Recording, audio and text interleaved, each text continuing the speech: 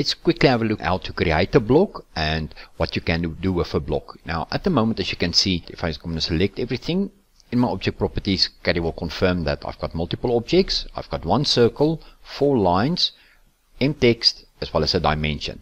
So it's just like a normal drawing. At any stage I can still move the text, I can select the circle, I can move the circle. It's exactly like a normal drawing.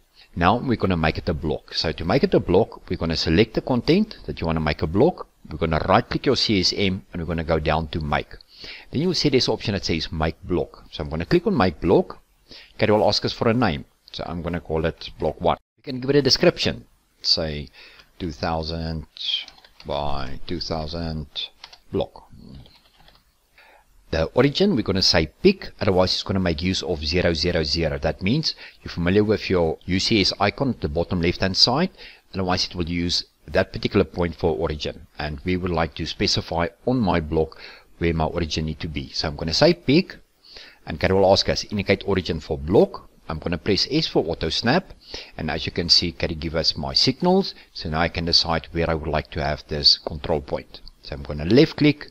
So that is where my control point of my block is going to be. Then on the right hand side, replace original object, because I don't want to have doubles. I'm going to say OK and have a look and see now. If I want to select the text, if I'm going to left click, it will select the whole block. Because as you can see, it will confirm in object properties. It says block reference 1. So here comes the advantage. If I want to move the content, I can just select the block and it's got its control point. So I can just select the control point or the grip point and I can move the object. If I want to make copies of it, the same principle as any other object. Once the object is selected, I can press C on the keyboard for copy, and Caddie will ask us pick origin. So I can left click and I can place copies. Now here comes one of the advantages. Because they are all copy of the original one, if I'm going to make a change to one of these blocks, have a look and see what's going to happen. I'm going to zoom into one of the blocks. I'm going to select the block. I'm going to right click and I'm going to say block, edit block. Now I'm in edit mode. That means if I zoom out, you will see everything is grey out, is because now I'm in edit mode in the block. So now what I'm going to do is I'm going to move the circle, and let's say I'm going to move the text as well, and I'm going to delete the dimension. So now if I'm going to right click and I'm going to say end edit block, have a look and see what's going to happen. If I say end edit block, if I zoom out, you will see that it will update because they are all part of one block. So if you make a change to a block, it will update the block. Another advantage is that you can schedule the blocks. So if I go to modify, I go down to blocks, you will see that there's an option that says schedule blocks. So I'm going to click on the command. Caddie picks up that there's a one block. I'm just going to, my selection is going to be scope. Otherwise I can be more specific, define with a rectangle or a polygon area. My symbol header, those are just standard. And I want to create a table. So what blocks? If you add more than one block, you can select between the blocks that you want to schedule.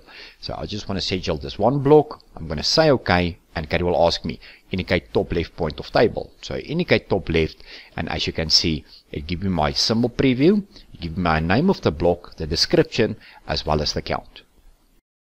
When it comes to your catalog, all your symbols in your catalog comes in as blocks, either 2D or 3D symbols. So you can just select the symbol, you're going to drag it from your catalog, it will be attached to your pointer, and then as soon as you place your symbol, you select the symbol, you will see that Caddie will confirm block reference 1. Let's have a look and see how pattern works now. So what we're going to do is, I'm going to select one of these blocks, I'm going to right click and I'm going to say explode. So now it's back to its original object. Like as you can see, there's my text, there's my circle, I can reposition it. I'm not in edit mode, I've exploded, so they no longer linked to the other blocks. So what I'm going to show you now is that if I go to configure and I go to mouse button setup, you will see that by default your left double click is set to pattern selection. Now at the bottom you'll see there's an option that says all new objects will be added to the active pattern. So if I'm going to press I on the keyboard, it means initialize pattern. Then Caddie will allow me to create a new pattern. So if I now go to my left hand side and I go to auto and I left click, indicate first line, second line, third line, etc. If I press escape, if I double left click, it will select those 4 lines because I've initialized and I've started with a new pattern. if I want to add existing components to be a pattern, the moment if I double left click on the circle is a pattern on its own. The single line is a pattern on its own. But I can select those individual objects. I can right click, I can say make pattern.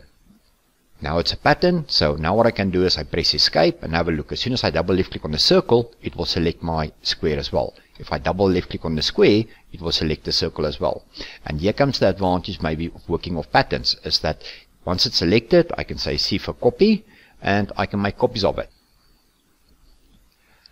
Press escape. Now the difference between the blocks and the patterns. The blocks, they will link, where the patterns, they are individual components. But with the selection, then they are sort of a family. So on the left hand side, if I double left click on a circle, it will select a rectangle. Exactly what I just explained to you. But with the patterns now, I can make a change to the circle over here. I can make a change with the circle over there. I can, for that matter, delete the line over here. And this pattern remains the same. That one remains a pattern. This one remains a pattern. And this one as well.